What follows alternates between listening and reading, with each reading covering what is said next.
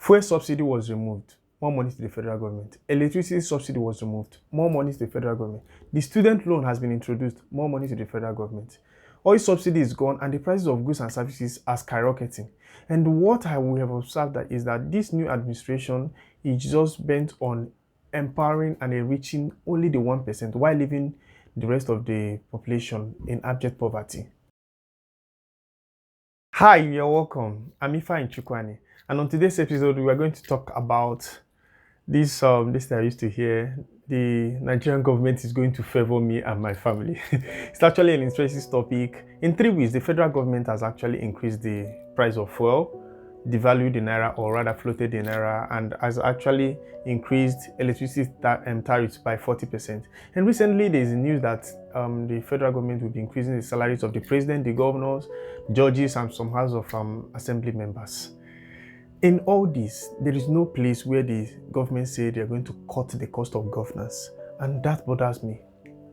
Going by the recent developments in the past 1 month, it is very clear even to the blind that governance in the Nigerian parlance is more like doing everything to protect the interest of the upper class, as in the elites, while the poor are expected to endure the frugality of the federal government. Just recent time, it has occurred to me that the worst set of people in Nigeria actually are not even the politicians, but those Nigerians that are not domiciled in Nigeria, but in the UK, especially Canada and US, that are actually paid agents by the Nigerian politicians to push divisive policies and actually support policies that are bent on keeping the poor poorer. I mean, in a country where you have over 133 million poor people, and then the senators, the lawmakers, and the legislators in Nigeria are one of the highest paid, if not the highest.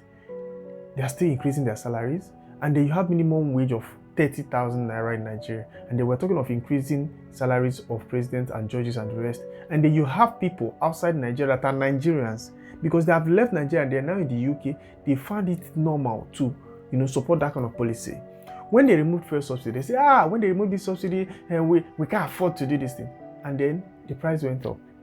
They started giving concession on importing PMS to few persons that we don't even know. Now they have increased the price of electricity, yet we don't have stable electricity in Nigeria. They rolled out the student loan. Student loan for which job? How can I hear these guys, this same set of people from the UK that they are Nigerians, so talking about that the school fees we pay in Nigeria is very low. That if you want to go to school, if you want standard education, you have to pay high.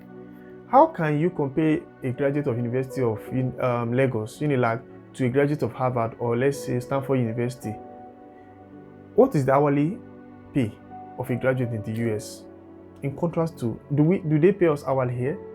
And then they're making this comparison. Look, all kind of dubious policies are usually backed up by Nigerians that are not in Nigeria. And this is why these things keep going on.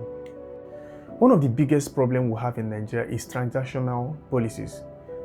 Transactional policies is the foundational problem we've always had and that we still have till today. Any policy that is not going to promote or cater for the need of the top 1%, the elite, will never see the light of the day. Any policy that is going to promote the cause of the poor or the masses, they will never allow it to pass.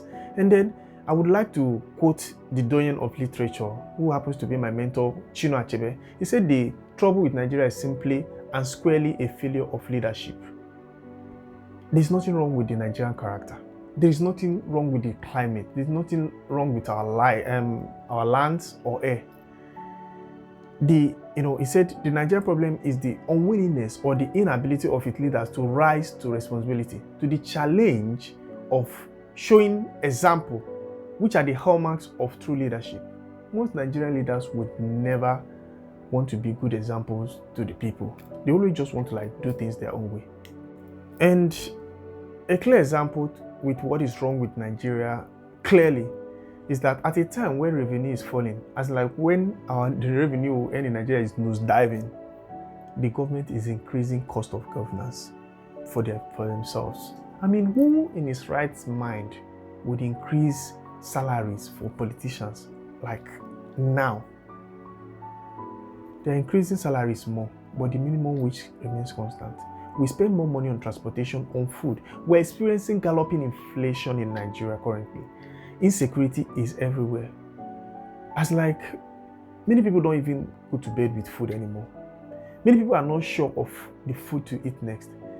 I actually researched somewhere and I've discovered that between 1960 to 2005, about $20 trillion was embezzled by public servants in Nigeria.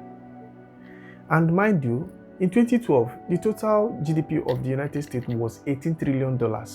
And then between 1960 to 2005, Nigeria has embezzled, some officials in Nigeria have embezzled over the GDP of the US. And then we're wondering why we are where we are. The truth remains that Nigeria is on a downward spiral. We're experiencing galloping hyperinflation due to the evil policies of the past administration, which is being maintained by this administration. We banned sugar, which is a very important component for growing our economy. We banned cement, PMS, flour. And I keep wondering, Nigeria is defiling all laws of economics. How do you ban product which you do not have comparative advantage on producing? They banned rice, which is our biggest goods. And they're forgetting that economics doesn't care how you feel. You ban all these things and then like all inelastic goods and give billionaires the concession to import them, when you know fully well that no matter the price they peg it, the people will buy them because the people need them. How do you think that the prices will be low?